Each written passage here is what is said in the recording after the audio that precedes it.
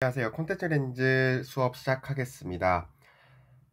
지금까지 아마 학기를 진행을 하면서 콘텐츠 렌즈에 대해서는 많이 배웠을 겁니다. 그리고 우리가 이번 학기에 실시하는 수업은 이제 콘텐츠 렌즈 관리 및 실습인데, 아무래도 콘텐츠 렌즈를 배운 지가 조금 시간이 지난 부분도 많이 있을 거예요. 좀 오래된 부분도 많이 있을 거여서 아마 그 부분을 조금 까먹거나 했던 부분이 있을 것 같아서, 이번 시간에는 콘택 렌즈 내용 중에서 가장 먼저 배웠던 부분에 대해서 조금 복습을 하려고 합니다. 그래서 이미 한번 배웠던 부분이기 때문에 너무 자세하게 들어가서 어떤 내용이 있었지라고 말씀을 드리는 것보다는, 아, 그때 이런 게 있었지라고 하면서 포인트를 조금 잡으면서 기억을 다시 되살릴 수 있는 시간이 됐으면 좋겠고요. 그래서 우리가 이제 콘택트 렌즈는 국가고시 2교시, 3교시 때 나오잖아요. 그 콘택트 렌즈 관련해서 맨 처음에 나오는 문제들은 이제 주로 시기해부와 관련된 부분일 거예요. 왜냐면 이제 컨택 렌즈도 말 그대로 눈 위에 착용을 하는 거기 때문에 이 눈과 관련된 부분이 나올 건데, 그러면 어느 부분이 주로 나오느냐? 주로 이제 전완부에 대해서 나올 거예요. 그러니까 말 그대로 눈의 앞부분과 연관된 것들이 나오겠죠. 왜냐하면 렌즈는 이 위에 착용을 하는 거기 때문에 이 앞부분과 관련된 내용이 나올 거예요. 뭐 망막이나 시신경이나 이런 부분에 대해서보다는 당연히 컨택 렌즈와 관련된 전완부에 대해서 많이 나올 겁니다.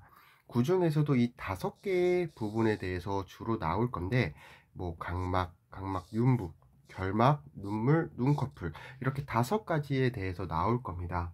그래서 이 5가지에 대해서 우리가 요번 1시간 동안 조금 알아보려고 합니다. 다들 잘 알고 계시겠지만, 아, 이런 부분이 있었지, 아, 요건 이게 특징이지, 이런 것들을 조금 잡는 시간이라고 봐주시면 돼요. 먼저 그러면은 각막에 대해서 알아보겠습니다. 뭐 각막, 말 그대로 아까 그림에서 봤을 때 요 앞부분을 말을 할 거예요. 이 앞부분이 이제 각막이에요. 그리고 컨택 렌즈는 이 각막 위에 이렇게 작용을 하겠죠. 그러니까 이 각막에 대해서는 굉장히 문제도 많이 나오고, 이 각막에 대해서 정확하게 알고 있느냐, 특징은 어떤 게 있느냐, 이런 것들에 대해서는 무조건 나온다고 봐주셔도 돼요. 그래서 이 각막이라는 건 외막, 그러니까 말 그대로 겉에 있는 막 중에 정방 6분의 1에 해당하는 투명한 막 구조로 되어 있다. 일단 여기서 중요한 건 투명하다. 이거는 알고 계셔야 될 겁니다. 그리고 수평 직경은 11에서 12, 수평 수직 직경은 9에서 10. 여기서 알 수 있는 건, 아, 수평이 더 긴 축을 갖고 있구나. 수평 경선이 더 긴 축을 갖고 있구나. 수평 경선 직경이 더 크구나. 이렇게 생각을 해주시면 돼요. 수평이 크구나. 수직이 짧구나. 이렇게 생각을 해주시면 되는 겁니다. 그리고 중심 두께는 0.5, 주변부 두께는 0.66으로 주변부가 중심보다 두꺼울 겁니다. 무슨 말이냐? 이 중심의 두께가 주변부보다 얇을 거예요. 주변부가 더 두꺼운 거니까, 아, 메니스커스형 모양이 되겠구나 라고 생각을 해주시면 되는 겁니다. 메니스커스형 중에서도 주변부가 두꺼우니까, 아, 오목 메니스커스형 형태구나 라고 생각을 해주시면 돼요. 그리고 여기서 우리가 알아야 될 거는 주변부로 갈수록 평평해진다는 거예요, 각막은. 그럼 여기서 우리가 알아야 될 거는 중심부보다 주변부가 더 두껍고 주변부로 갈수록 평평해진다. 그래서 오목 메니스커스형 형태를 가지고 있구나 라고 생각을 해주시면 되는 겁니다. 그리고 전면부의 곡률 반경은 7.8, 후면부의 곡률 반경은 6.5.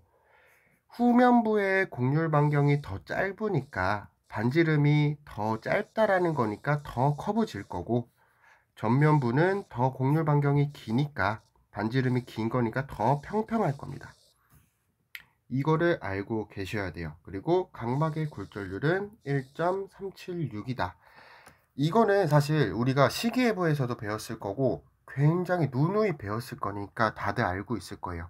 그럼 여기서 포인트는 수평이 수직보다 직경이 크고 중심 두께보다는 주변부 두께가 크고 주변부 두께가 두껍고 주변부가 더 평평할 거다. 그래서 오목 메니스커스형 모양을 갖고 있을 거고 전면부 곡률 반경이 후면부 곡률 반경보다 클 거다. 왜?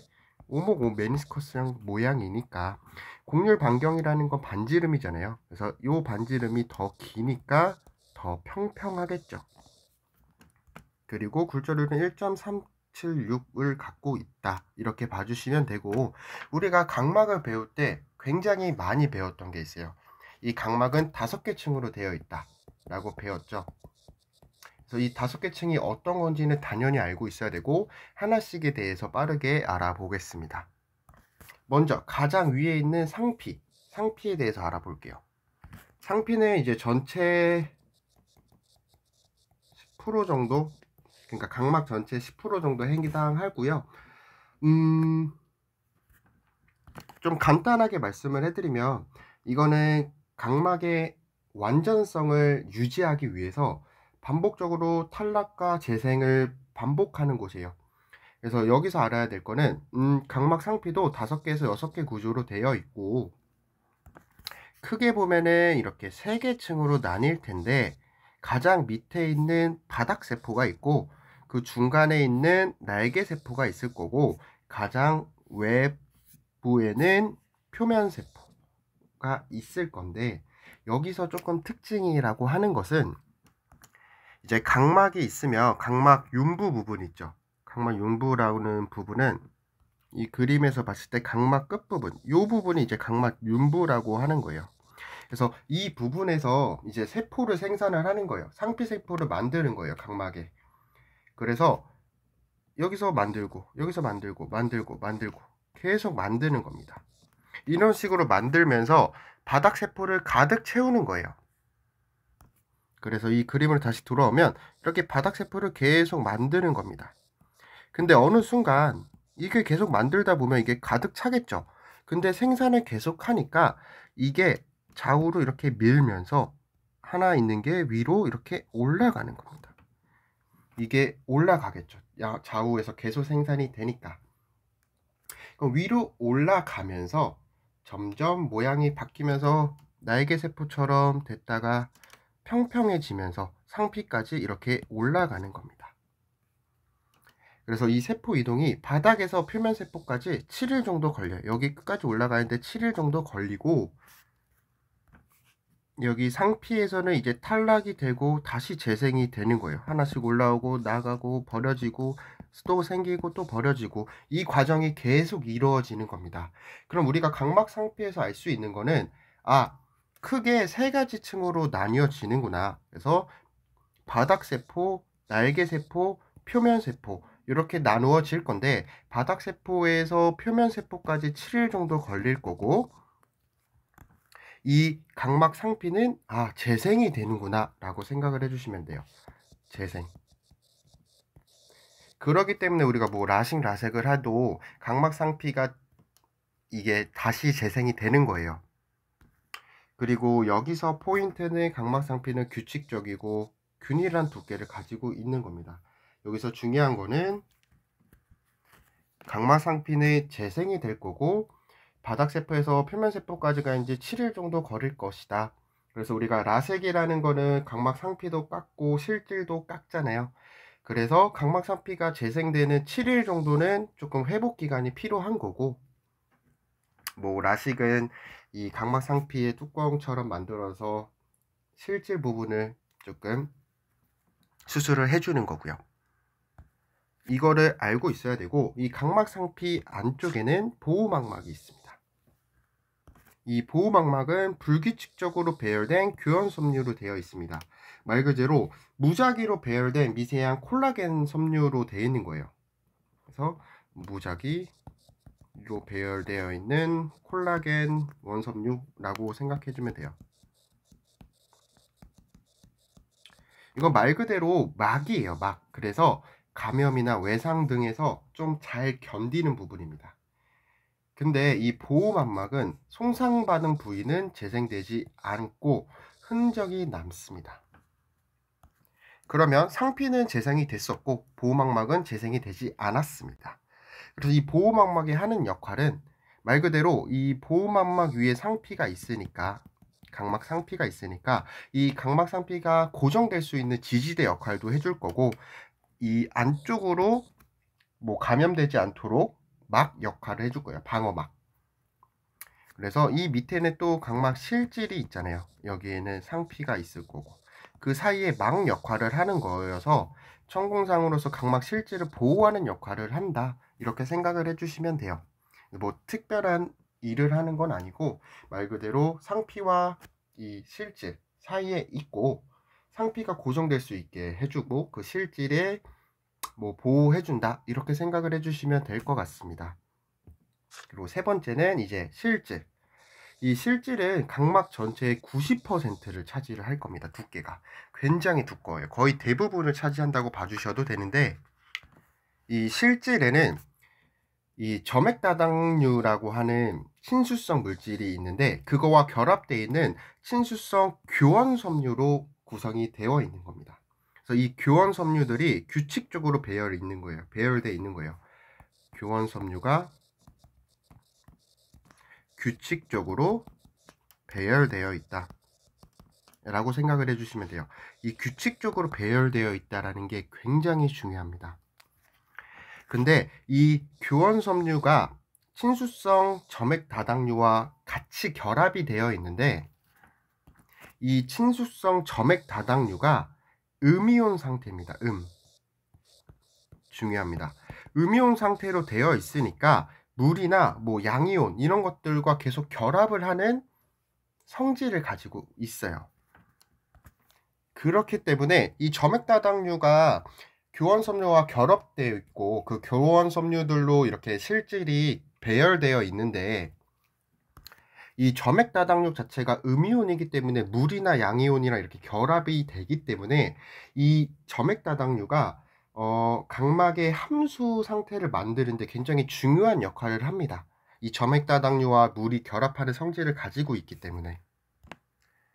그래서 이 교염섬유가 정상적인 기능을 하기 위해서는 조직 내의 수분 함량이 굉장히 중요해요. 물이 많이 들어오면 각막으로 어떤 일이 생길지는 바로 알려드리겠습니다. 그래서 이 수분 함량이 삼투압의 평형에 의해서 결정이 되는데요. 이 수분 함량과 삼투압이 굉장히 중요한 역할이라는 것을 생각을 해주시고, 이렇게 그림을 한번 볼게요. 이렇게 교염섬유들이 굉장히 규칙적으로 배열이 되어 있을 텐데, 이 삼투압의 평형이 깨져서 이 실질 쪽으로 수분이 유입이 된다면, 물이 유입이 된다고 하면 어떻게 되느냐, 이 교원섬유들이 규칙적으로 배열이 돼야 되는데 물이 들어오면서 그 배열 상태가 불규칙적으로 될 겁니다. 물이 들어오면서 불규칙적으로 교원섬유가 배열이 되면은 어떻게 되느냐, 빛이 산란이 일어날 거예요. 그래서 투명하게 보이지가 않을 거죠, 각막이.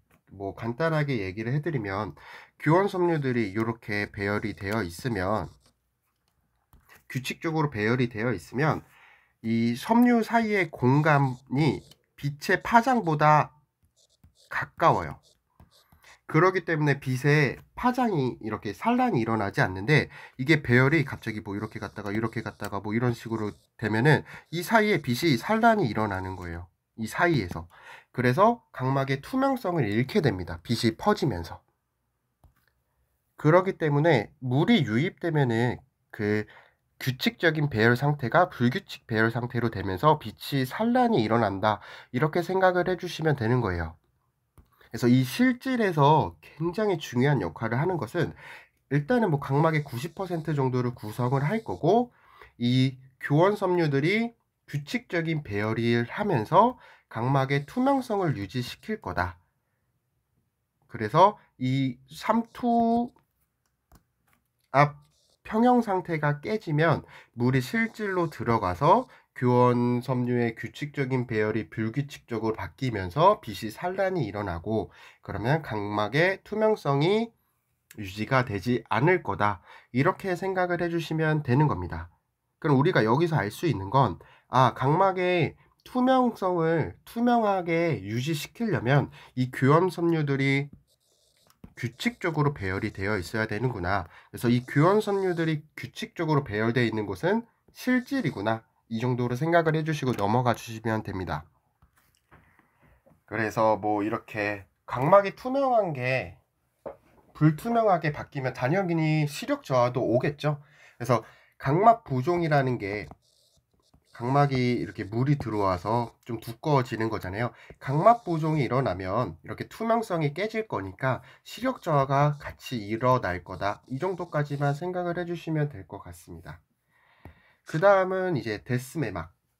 요것도 말 그대로 막이에요. 막. 이제 상피, 보호막막, 실질, 그 안에 데스매막이 있을 겁니다. 요거는 이제 강하고 형태가 없는 층이고요. 요거는 이 안에 있는 내피 세포에 의해서 만들어지는 층입니다. 요것도 외상이나 세균의 침입에 대해서 내피를 보호하는데, 여기서는 뭐 하나 정도 중요한 내용은 뭐 진균류에 조금 약할 수 있다, 이 정도까지만 내용을 생각해 주시면 되고, 말 그대로 내피를 지지하고 보호하고 실제로 둘러싼다, 뭐 이 정도로 생각을 해 주시면 될 것 같습니다. 그 다음에 내피, 가장 안쪽에 있는 내피입니다. 이 내피는 입방세포로 구성되어 있는 단일층인데, 여기서 좀 중요한 부분은 재생 능력이 없어요. 내피는. 우리가 상피는 재생되고 탈락되고 재생되고 탈락되고 요게 반복된다 했었잖아요. 근데 이 내피는 재생 능력이 없어서 그 세포가 죽으면 재생되지 않고 그 인근에 있는 세포들의 크기가 커져서 자리를 메꿔두는 거예요. 그러니까 나이가 증가할수록 내피세포 수는 감소하겠죠. 왜냐하면 내피세포가 죽은 것들이 있을 거니까.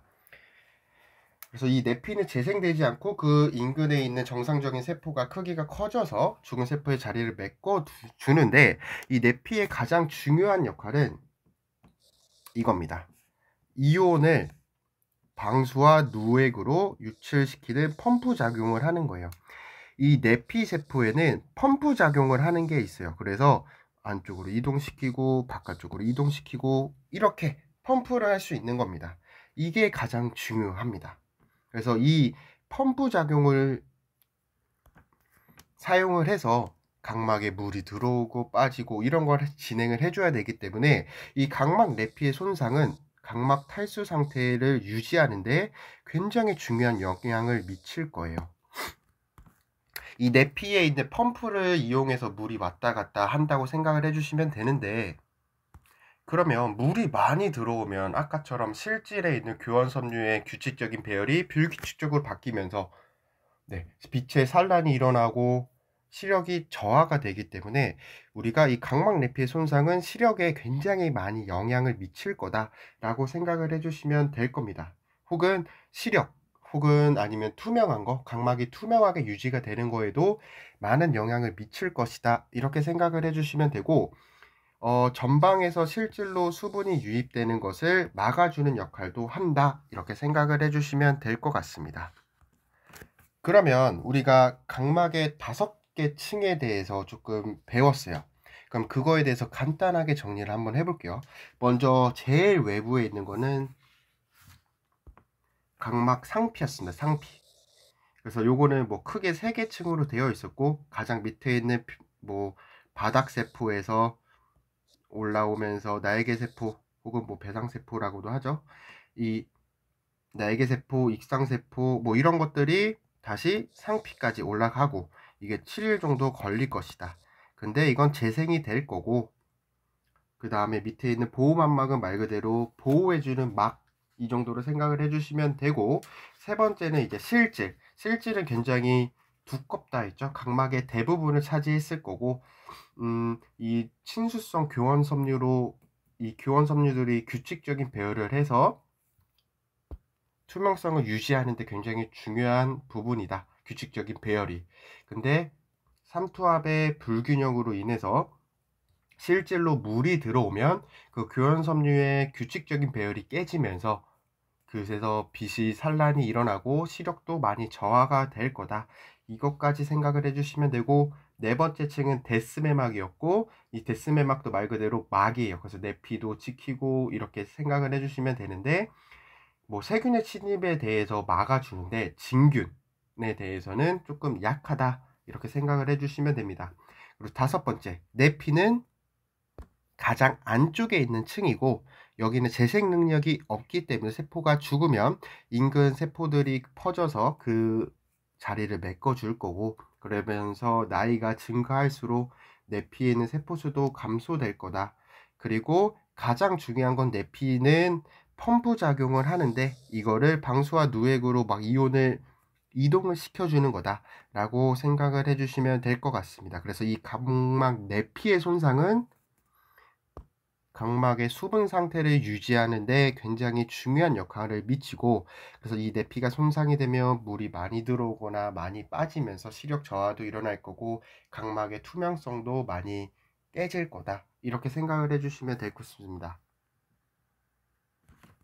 그러면 우리가 누누이 말했지만 이 각막에서 가장 중요한 건 각막의 투명성을 유지해야 돼요. 왜냐면 우리가 빛이 이렇게 있으면 눈을 통해서 들어가서 망막에 맺혀야 선명하게 보일 건데, 그 지나는 길에 있는 이 각막은 당연히 투명해야겠죠. 이게 투명하지 않으면 빛이 산란이 일어나면 망막까지 가는 빛이 줄어드니까 당연히 시력이 저하가 되니까 각막은 무조건 투명을 해야 됩니다. 그러면 이 각막의 투명성을 유지하는 요인은 크게 세 가지가 있을 거예요. 두 가지는 우리가 방금 각막에 대해서 배우면서 얘기를 해드렸었는데, 먼저 교원 섬유의 균일한 구조, 요거는 이제 실질이죠. 각막 실질에 있는 교원 섬유들이 규칙적인 배열을 해서 위치를 해야 빛의 산란이 일어나지 않아서 투명성을 유지할 수 있을 거다라고 말씀을 드렸고, 그리고 두 번째, 각막 내피에 있는 NAK 펌프, 그러니까 그 펌프가 탈수 상태를 유지를 시키는 겁니다. 그래서 각막의 함수율을 78%로 유지를 시켜줘야 되는데, 이 펌프가 고장이 나거나 내피가 손상이 되면 이 펌프가 제대로 작용하지 않아서 탈수 상태, 이 함수를 78% 유지하는 게 힘들어지면 각막의 투명성이 깨질 수도 있습니다. 그리고 이 각막에는 혈관이 없어야 돼요. 무혈관성. 이 세 가지가 각막의 투명성을 유지하는 요인이 될 겁니다. 그래서 이 각막의 투명도에 관한 이론이 크게 세 가지가 있는데, 먼저 격자 이론. 요거는 우리가 아까 투명성을 유지하는 요인에서도 첫 번째에 나왔던 교원 섬유의 균일한 구조, 그거와 관련되어 있는 거예요. 각막 실질에 있는 교원 섬유가 격자처럼 규칙적으로 배열되어 있어서 빛의 산란을 줄인다. 말 그대로 교원 섬유가 투명도를 유지할 수 있도록 이렇게 격자처럼 배열이 되어 있는 거예요. 그래서 이 섬유 사이 공간 자체가 빛의 파장보다 좁기 때문에 빛이 이렇게 퍼지는 산란이 일어나지 못하는 거예요. 그래서 투명하게 보이는구나 라고 생각을 해주시면 돼요. 근데 우리가 아까 물이 실질 쪽으로 들어오면 이 배열 자체가 깨져서 불규칙 배열이 된다고 했죠. 그래서 각막의 수화 혹은 각막의 팽윤이 일어나면 배열 상태가 깨지면서 빛이 산란이 일어날 거고 투명도도 손실될 거고 시력도 저하가 될 거다, 이렇게 생각을 해주시면 될 것 같습니다. 그래서 물이 이렇게 들어가는 거는 우리가 아까 삼투압과 관련되어 있다고 했잖아요. 이 삼투압 이론에 따르면 삼투라는 것은 농도가 같아질 때까지 농도가 낮은 쪽에서 높은 쪽으로 물이 이동하는 거다. 농도가 낮은 쪽에서 농도가 높은 쪽으로 물이 이동을 할 거다. 그래서 이 삼투압이 깨지면, 삼투압이 평형이 이루어지면 서로 물 이동이 안 할 건데 어느 한쪽이 농도가 낮아지거나 어느 한쪽이 높아지면 물의 이동이 일어나겠죠. 그래서 물이 그렇게 이동을 하면 여기 교원 섬유의 규칙적인 배열이 깨질 것이다, 이렇게 봐주시면 되는 거예요. 그리고 세 번째, 펌핑 이론. 우리가 내피세포에 있는 NAK 펌프에서 내피세포의 신진대사 펌프 작용에 의해서 물과 전해질이 실질층 밖으로 배출이 되었는데, 이게 제대로 이루어지지 않으면 우리가 함수를 계속 78%를 유지를 시켜야 이게 규칙적인 배열을 유지할 수가 있는데, 물을 너무 많이 빼거나 물이 너무 많이 못 빼서 이 함수율이 78%를 유지하지 못하면 이제 각막의 투명도가 깨지는 거죠. 그리고 이 삼투압 이론에 대해서 뭐 하나만 더 덧붙이자면, 우리가 콘택트 렌즈를 사용했을 때 용액을 사용할 거 아니에요? 이 용액의 농도가 눈물보다 농도가 높으면 어떻게 될까요? 물이 용액 쪽으로 이동을 하겠죠. 그러면 각막은 탈수가 될 겁니다. 조금 정리해서 다시 적어 볼게요. 이 삼투압 이론에 대해서 이제 컨택트 렌즈 용액이 농도가 눈물보다 농도가 크면 물은 용액 쪽으로 물이 이동이 될 거니까 각막은 탈수 상태가 될 겁니다. 그리고 뭐 콘택트 렌즈 용액의 농도가 눈물보다 낮으면 이것도 농도가 이 용액에 있는 물이 눈물 쪽으로 이동할 거니까 각막은 수화 상태가 될 거다. 이렇게 생각을 해주시면 돼요. 이거에 대해서 나오는 문제도 가끔 나오니까 그냥 뭐 삼투압이라는 것은 농도가 낮은 쪽에서 높은 쪽으로 물이 이동을 한다. 이렇게 생각을 해주시면 됩니다.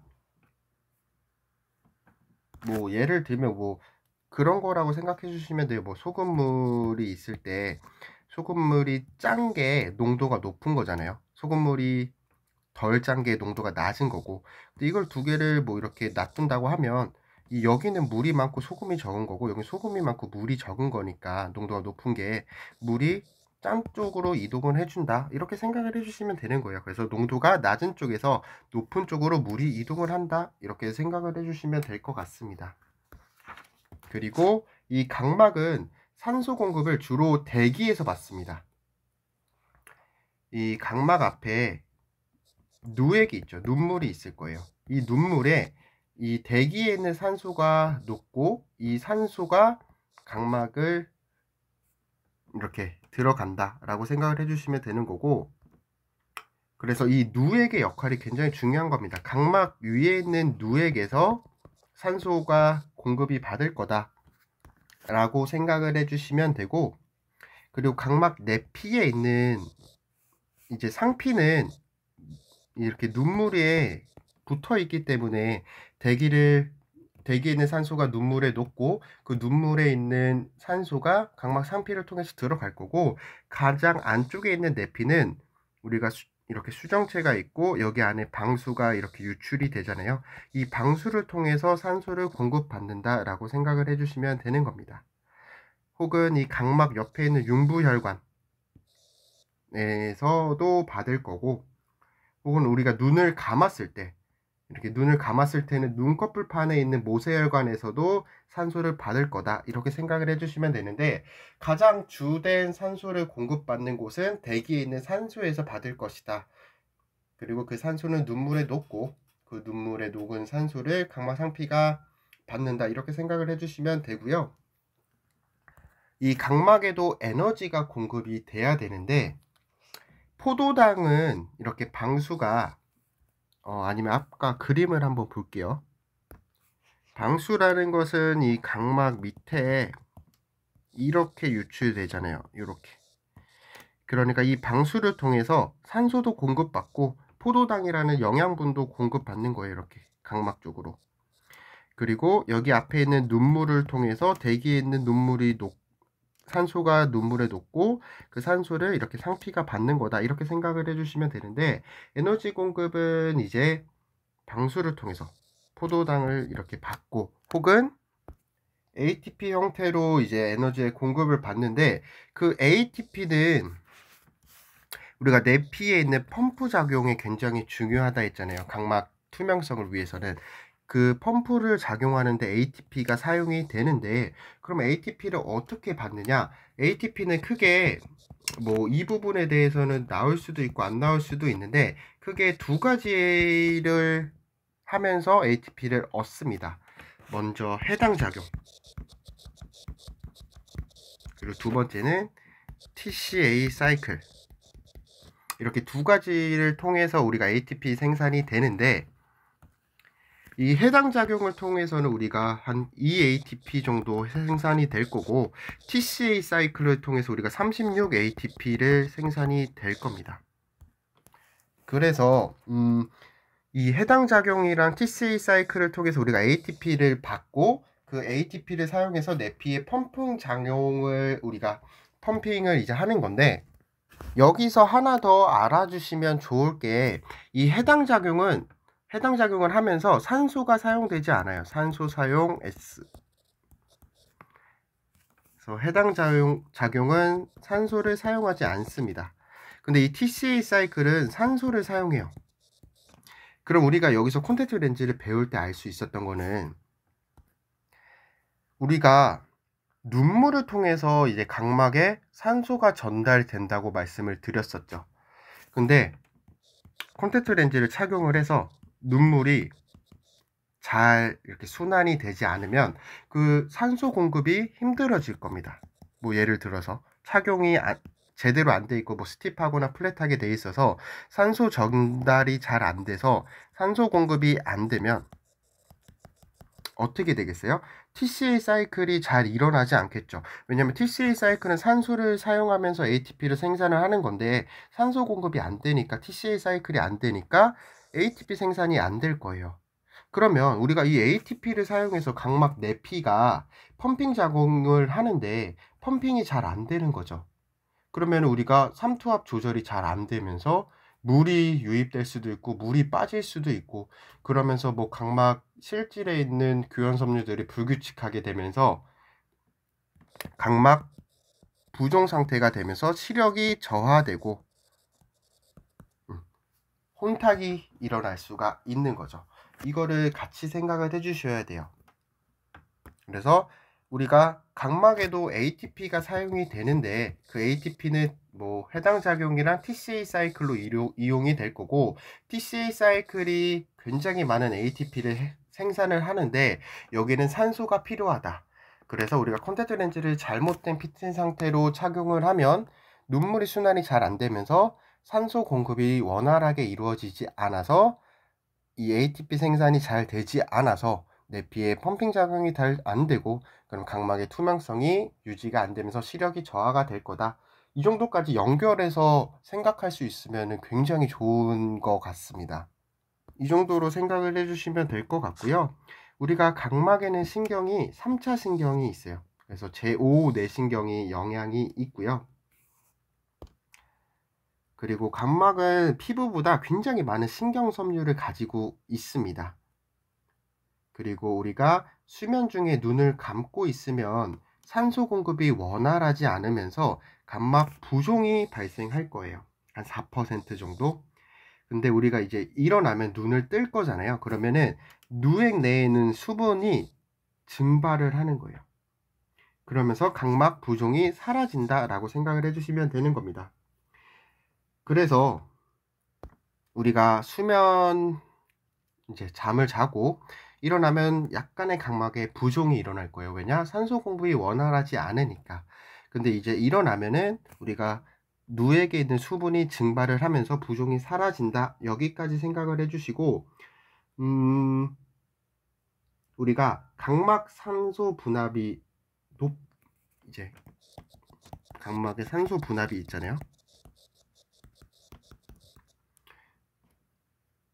이제 눈을 뜨고 있으면 155 정도 될 거고, 눈을 감고 있으면 55까지 감소될 겁니다.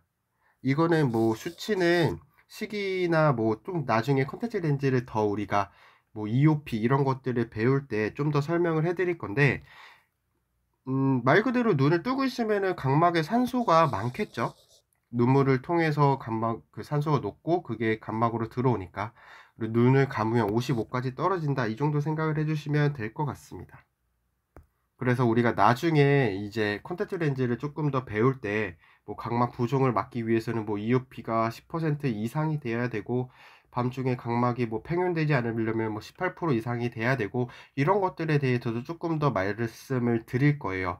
근데 우리가 여기서 알 수 있는 건 각막 부종을 막기 위해서는 산소가 많이 필요하구나 라는 것을 연관시켜 줄 수 있으셔야 됩니다. 각막 부종과 산소를.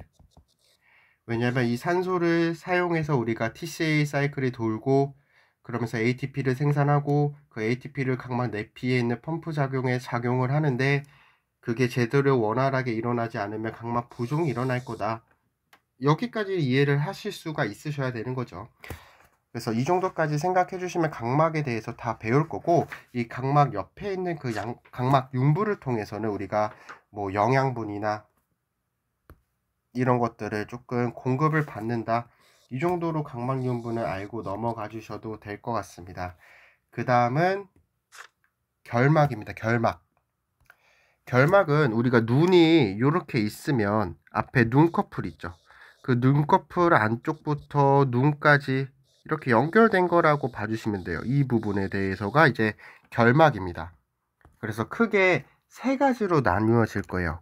구결막, 원계결막, 검결막.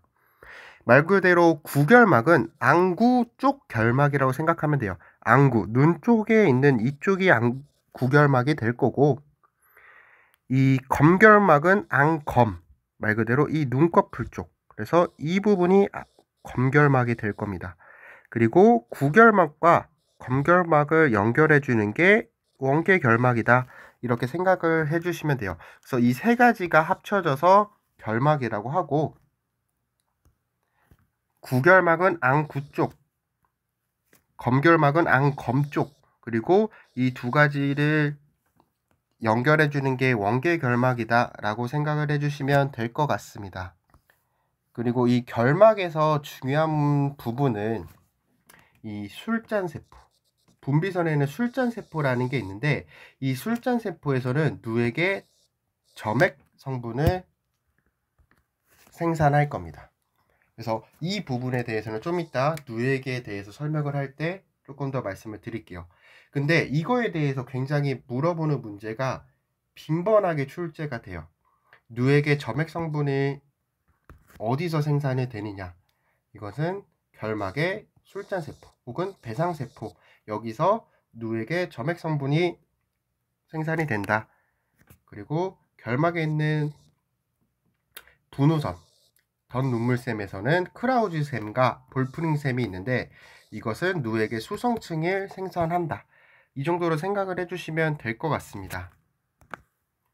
그래서 이 결막의 기능은 누액을 생산하고 점액을 생산하고 지방을 생산을 할 건데, 우리가 여기서 중요하게 알아야 될 거는 술잔세포에서 눈물의 점액층 성분을 술잔세포에서 생산할 거고, 크라우즈센과 볼프링센에서는 누에게 수성층을 생산할 거다. 이 정도로 생각을 해주시면 될 것 같습니다. 그리고 이 뭐 결막 부분은 나중에 이제 콘택트 렌즈에서 거대 유두 결막염과 조금 관련이 있는데, 그거는 제가 조금 더 뒤에 수업이 진행되면 말씀을 해드리겠습니다. 그래서 이 결막에선 제가 생각했을 때는 가장 큰 두 가지, 술잔세포 그리고 크라우즈센과 볼프린셈에서 어떤 역할을 하는지에 대해서 알고 있으면 좋을 것 같습니다. 다음은 눈물입니다. 누에. 말 그대로 눈물은 우리가 뭐 간단하게 말하면 눈물의 양 한 6 마이크로리터 정도 될 거고, 산도는 7.4 정도 될 거예요. 그리고 뭐 또 안 알고 있다라고 하면 뭐 평균적으로 1.2 마이크로리터 정도가 1분에 교체가 될 거고, 굴절률은 1.336 정도 될 거고, 뭐 이런 것들에 대해서는 뭐 기본적으로 알고 있으시면 좋고 뭐 문제 나올 수도 있는데, 이 눈물에 대해서는 아마 눈물에 대한 문제보다는 각 층에 대해서 나올 문제가 많을 거예요. 그래도 이런 건 기본이니까 그냥 기본적으로 알고 계셔 주시고, 이 눈물은 말 그대로 표면을 균일하게 해줄 거고, 그리고 우리가 아까 각막에서 배웠으니까 대기에 있는 산소가 눈물에 녹아서 각막에 영양을 공급을 해줄 겁니다. 혹은 산소 공급해 줄 거고, 그리고 결막 표면에 있는 노폐물을 제거도 해줄 거고, 그리고 이 눈물에는 향균 작용을 하는 게 있는데, 라이소자임이라고 하는 게 있는데, 여기에는 뭐 면역 글로불린이 함유가 되어 있어서 향균 작용을 해준다, 이 정도로 생각을 해주시면 될 것 같습니다. 그리고 우리가 아까 눈물에 대해서 배웠을 때 뭐 각막 부종이, 그러니까 우리가 자고 일어나면 각막 부종이 일어나는데 눈물에 증발하면서 그게 각막 부종을 조금 줄여준다, 이 정도까지도 생각을 해주시면 될 것 같고요. 이제 가장 많이 나오는 게, 이 눈물에는 크게 3개 층이 있어요. 눈물은 이렇게 3개 층으로 나뉘는데, 가장 바깥쪽에 있는 거를 우리가 지방층이라고 해요. 말 그대로 이게 오일로 되어 있기 때문에 물 위에 이렇게 기름막처럼 떠 있어서 이 물이 증발되는 거를 막습니다. 그리고 이 표면을 굉장히 매끄럽게 해주는 거예요. 그래서 이 지방층은 누에게 증발을 막을 거고, 이 지방층은 마이봄선, 짜이스선에서 생산이 될 거다. 이거는 알고 계셔야 돼요. 기본입니다. 지방층은 마이봄생 짜이스선, 그리고 그 밑에 있는 수성층, 지방층 밑에 있는 수성층은 말 그대로 아까 라이소자임이라는 효소를 가지고 있어서 향균 작용을 하는 위치다라고 생각을 해주시면 되고, 우리가 아까 눈물샘에서도 생산이 될 거고, 덧 눈물샘이 있었죠. 크라우지센이나 볼프린센, 여기서도 이제 눈물의 수성층을 분비가 될 거다, 이렇게 생각을 해주시면 되고, 가장 안쪽에 있는 것은 이제 점액층이에요. 이거는 뭐냐, 우리가 눈물 안에 이 각막이 있잖아요. 여기가 각막이잖아요. 이 각막은 겉에가 미세육모로 이렇게 되어 있어요. 이렇게 미세육모로 되어 있는데, 이 눈물에 있는 이 점액층이 이 미세육모 사이로 들어가서 이 상피의 소수성을, 그러니까 물과 잘 이렇게 붙지 않는 것을 친수성으로 바꿔주는 거예요. 그래서 이 눈물이 이 각막에 골고루 퍼질 수 있도록 하는 겁니다. 그래서 각막의 상피에는 미세육모로 되어 있는데, 이 미세육모 사이에 점액 성분이 침투해서 이 각막이 소수성인 거를 친수성으로 바꿔서 눈물이 골고루 퍼질 수 있도록 하는 겁니다. 그래서 우리가 콘택트 렌즈를 배우다 보면 뭐 건조반이라는 걸 배우잖아요. 건조반이라는 것은 말 그대로 이 예를 들어서 점액층이 없으면 눈물이 이렇게 골고루 퍼지지 않겠죠. 왜냐하면 각막은 소수성이기 때문에 눈물이 이렇게 다 골고루 퍼지는 게 아니라 중간중간 이렇게 비어 있을 거예요, 물이. 그럼 이런 빈 곳에서 건조반이 관찰이 되는 겁니다. 그래서 뭐 이제 건조반과 조금 관련되어 있는 층이라고 하면 이 점액층을 고르실 수 있으셔야 돼요. 왜냐하면 건조반이라는 것은 각막에 수분이, 눈물이 이렇게 골고루 퍼지지 않고 중간중간 이렇게 생기기 때문에 생기는 거니까, 그게 소수성이기 때문에 골고루 퍼지지 않게 되는 거고, 소수성과 관련된 거는 눈물의 점액층이기 때문에 그거와 조금 관련이 있다라고 생각을 해주시면 좋을 것 같습니다. 그러면 눈물은 크게 3개 층이고, 지방층, 수성층, 점액층이고, 지방층은 말 그대로 누에게 증발을 막을 거고, 수성층은 라이소자임이라는 효소를 갖고 있어서 향균 작용을 할 거고, 이 점액층은 이 각막을 소수성에서 친수성으로 바꿔주는 게 있다, 이렇게 생각을 해주시면 되고, 어디서 분비가 되고 생산이 되는지 그 정도는 생각을 해주시고 넘어가 주시면 될 것 같습니다. 그 다음에 마지막 눈꺼풀, 여기서는 이제 마이봄선, 짜이스선, 몰선, 덧눈물샘 이 정도로 생각해 주시면 되는데, 여기는 굉장히 많은 분비선들이 있어요. 마이봄선, 짜이스선 아까 봤죠? 어디서 봤죠? 눈물의 지방층을 형성할 겁니다. 그리고 몰선은 땀과 관련이 있어요. 그래서 몰선은 땀 분비와 관련되어 있다. 그리고 덧눈물샘은 아까도 눈물의 수성층과 관련이 있을 거다. 이렇게 생각을 해주시면 될 것 같습니다. 그래서 분비선과 어디와 연관되어 있는지 이거에 대해서 물어보는 문제는 정말 많이 나오고 쉽게 풀 수 있으셔야 돼요. 그래서 뭐 예를 들면 눈물의 점액층은 출잔세포, 그리고 뭐 눈물의 지방층은 마이봄선, 짜이스선, 눈물의 수성층은 덧눈물샘, 뭐 크라우즈센, 볼프린선 이런 거와 관련이 되어 있다라고 한 거를 한 번에 연결해서 풀 수 있으셔야 될 거고, 그거는 이렇게 정리해 주시면 조금 문제 풀기 수월할 것 같습니다. 그래서 이 눈꺼풀이 하는 역할을 말 그대로 숨목을 많이 하죠. 눈을 깜빡하고 눈을 감았다 떴다 하는 게 이제 숨목이잖아요. 이 숨목과 관련이 있을 거고, 주로 4에서 5초에 한 번씩 눈을 깜빡거린다고 해요. 그래서 1분에 한 12회 정도 되겠죠. 그럼 눈을 깜빡거리면 말 그대로 외부의 자극으로부터 눈을 보호하는 거예요. 외부가 자극이 되면 순간적으로 우리가 무의식적으로 눈을 이렇게 깜빡거리잖아요. 그것처럼 외부의 자극으로부터 안구를 보호할 거고, 그리고 눈을 깜빡거리면서 눈에 들어가는 광선을 제한할 거고, 혹은 눈을 작게 뜨거나 크게 뜰 때 이 눈으로 들어가는 광선을 조금 조절을 해줄 수가 있겠죠. 뭐 예를 들면 눈이 갑자기 부시면 우리가 눈을 감는 것처럼, 그리고 눈물이 골고루 퍼질 수 있도록 눈을 깜빡거리는 거예요. 눈꺼풀이 왔다 갔다 하면서 눈물이 골고루 퍼질 수 있게 해준다. 이 정도로 생각을 해주시면 될 것 같습니다. 혹은 이제 이물질이나 이런 게 있었을 때 눈을 깜빡거리면서 눈물이 배출되게 도와준다. 이 정도까지만 이해를 해주시면 될 것 같고, 이런 부분에 대해서는 객관식에 나오면 그냥 쉽게 읽으면서 풀 수 있기 때문에 넘어가 주셔도 될 것 같습니다.